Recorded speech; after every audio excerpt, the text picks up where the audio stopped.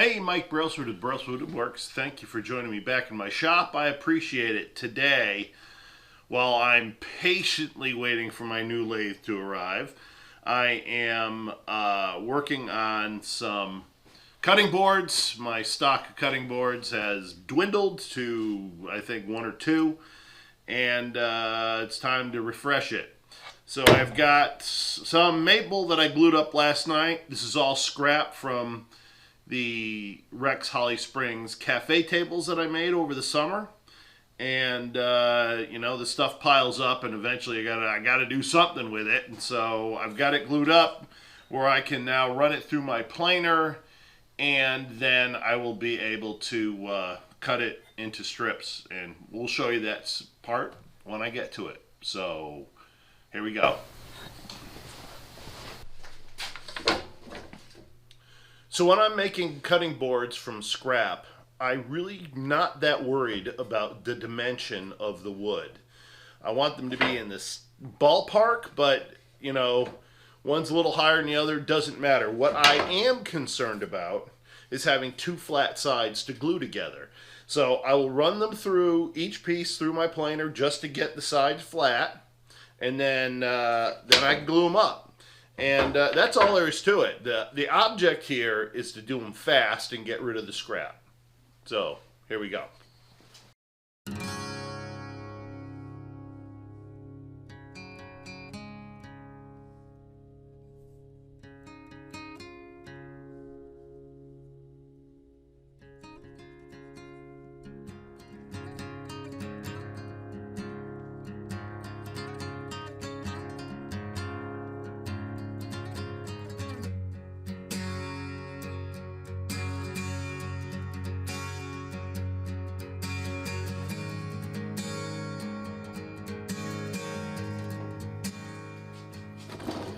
Okay, I want to glue up some more stock. I've got all these strips. All I gotta do is glue them into boards. Let's see how they pan out. I might rip this one down so it's about the same size. But otherwise these things are looking like they'll be okay.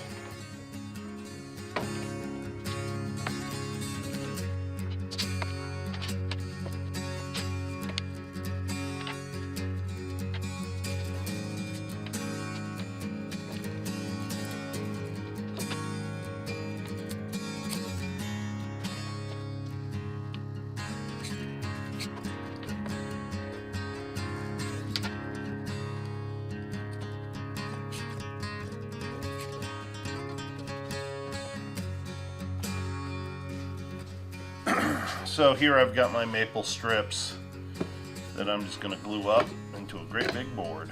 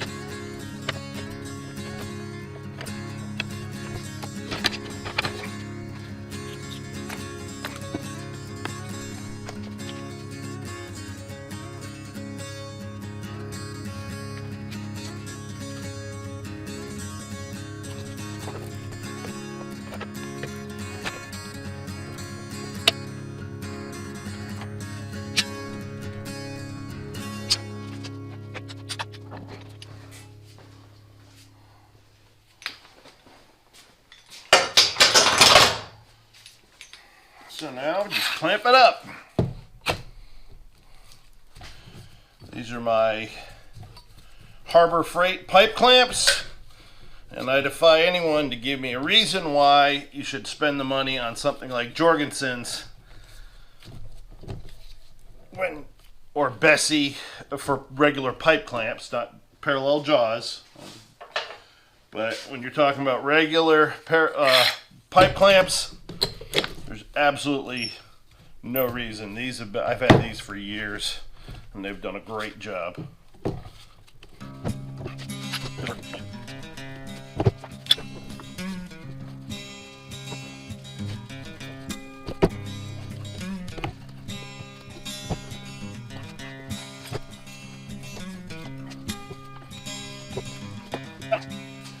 Okay, so after I've got the boards glued up, you can see it's not all even because I didn't get them all the same height. Again, not important because I'm going to take that down right now on the planer. So all I got to do now is plane them, and then we'll move on to the next step of cutting these into strips. But again, good use of scrap material, and let's keep going.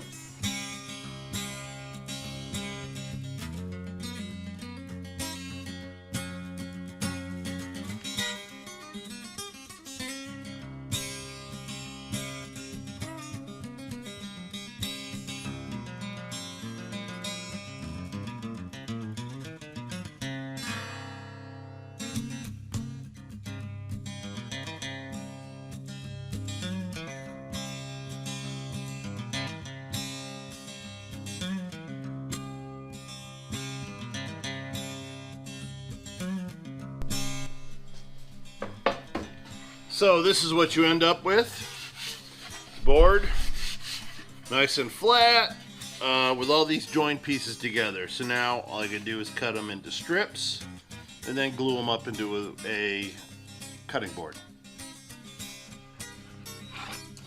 So the next step is to take all these boards that I've just planed and cut them into strips. I'll square off one end, and then I'll cut them into strips probably about 1.5 inches wide, and I do that on my table saw. Now when you're cross-cutting against a saw is a very bad idea and not advisable. It's kind of dangerous. Thankfully, I have the fortune of owning a Delta Unifence. So what I can do is I can take off my long fence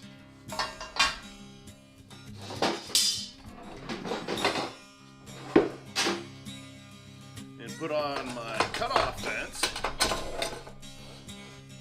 where it will give me the width I need and not allow the boards to bind up against the board, which is the part that's dangerous. So what I'm going to do now is I'm going to cross-cut all of these.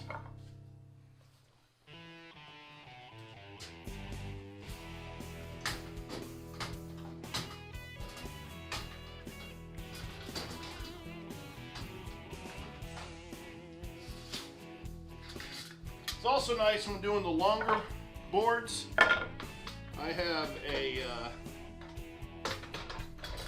sliding table, which comes in very handy for this.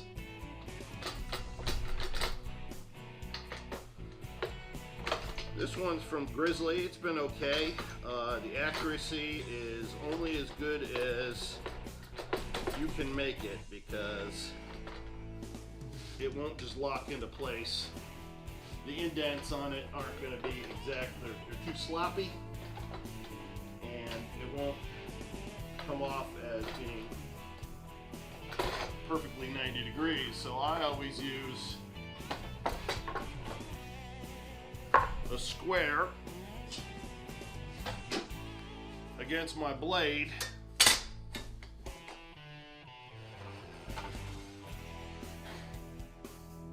to make sure I get it square to the blade.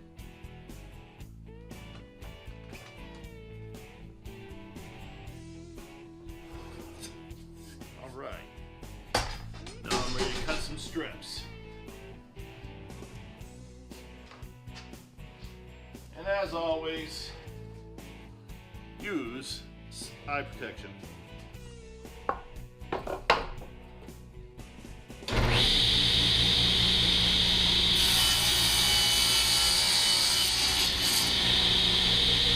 That squared it up, and this will be the strips.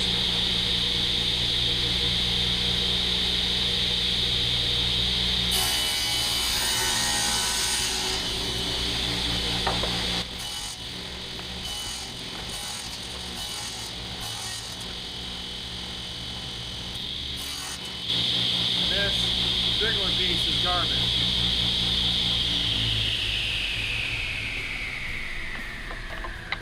So what I'll do now is these will get glued up, but I'll take them.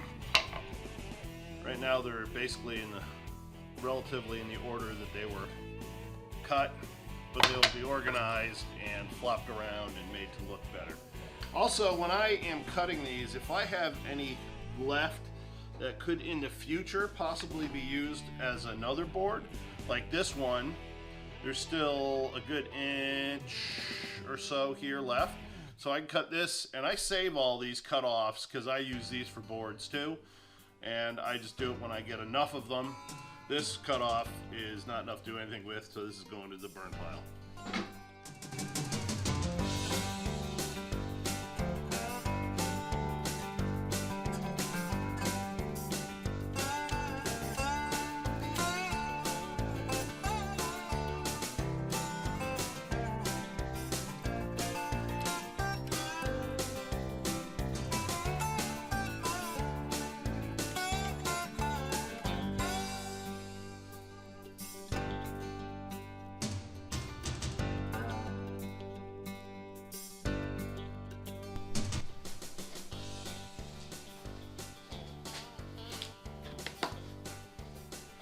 All right, so now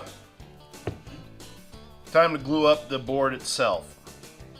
I've got my strips, and I've stood them on end, and so I've got the end grain sitting up. Could just glue this up just as is, but I think that would be kind of boring, honestly.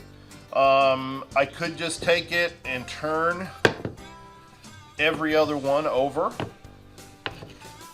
to give a different pattern.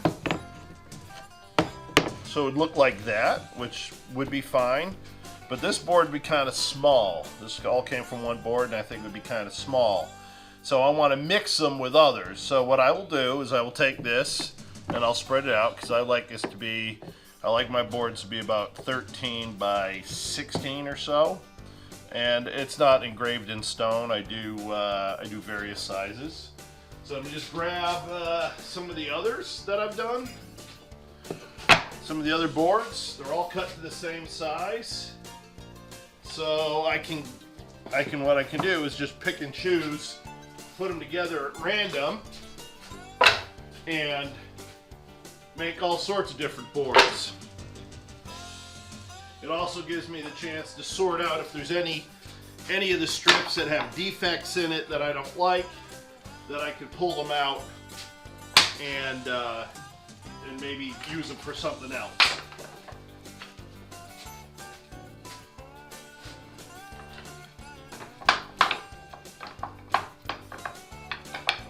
So I've got my assortment.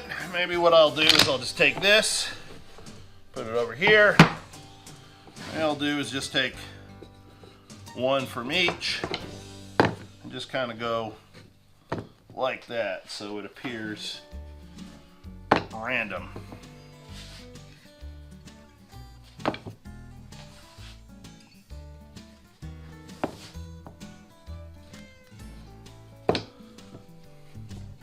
See, this one's got a defect, so I'll just kind of leave it aside. Take another one of these. These, one of these, one of each of these. What does that give me? Still a little short, so I'll do.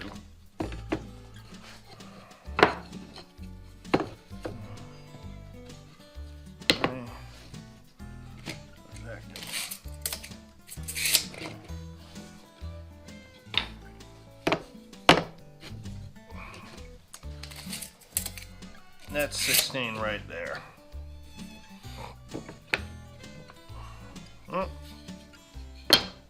Defect.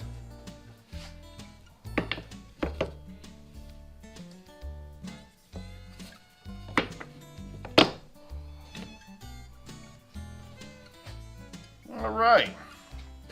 I think that'll make a great board. So I glue them up.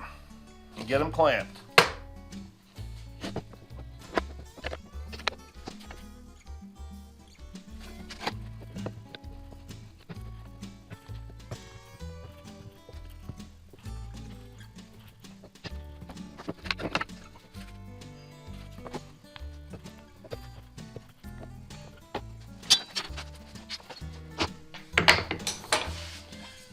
So when I glue them, I always square up one long edge, because when I stack the boards together, I don't all get exact widths. And I guess I could have ripped them down to make them the same width, but I can do it later on when I do the when I square up the boards, because I got to cut them anyway to make them squared up.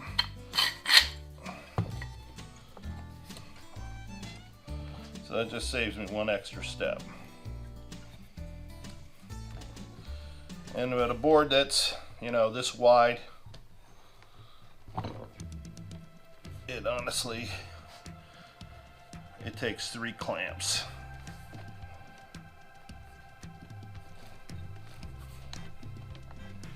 Put the middle one on first. And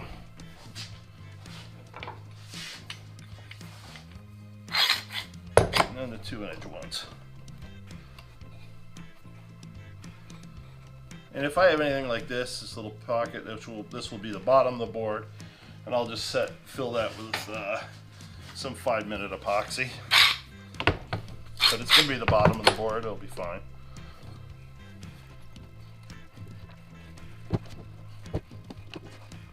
So that's one cutting board glued up.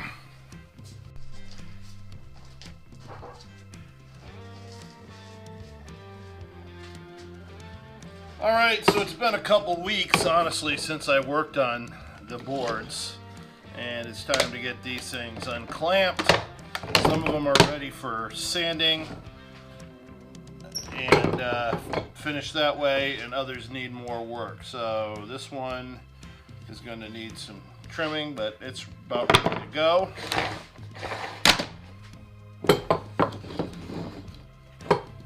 Let me break down the rest of them.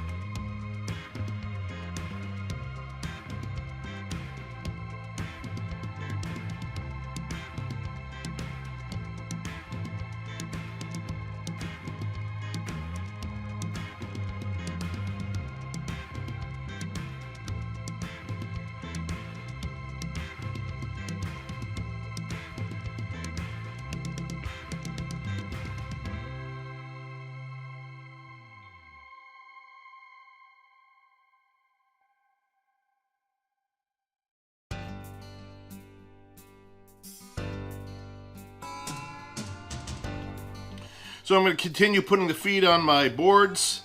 I've got a couple cheese boards here, and then I've got some, I got 1, 2, 3, 4, 5 of the large boards I still have to do. And then after that, I need to put on my final wax coat. But for now, I've got to do these, and these are small enough that I need to trim the screws a bit.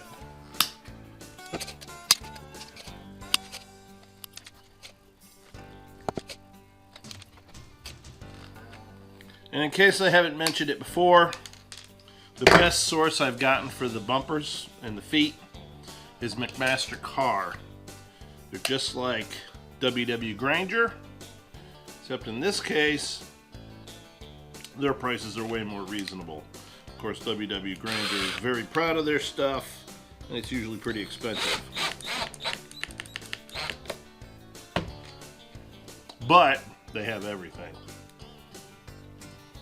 That's what you pay for.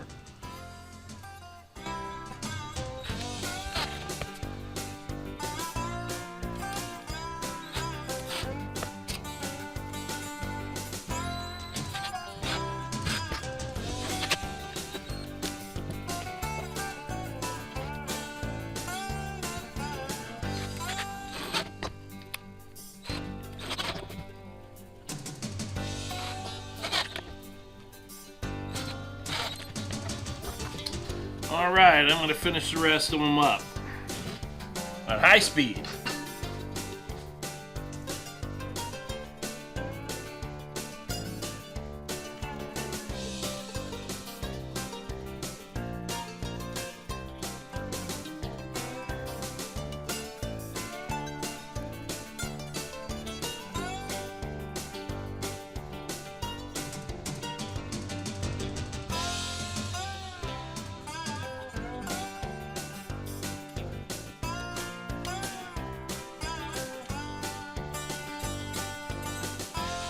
Alright, so this is it.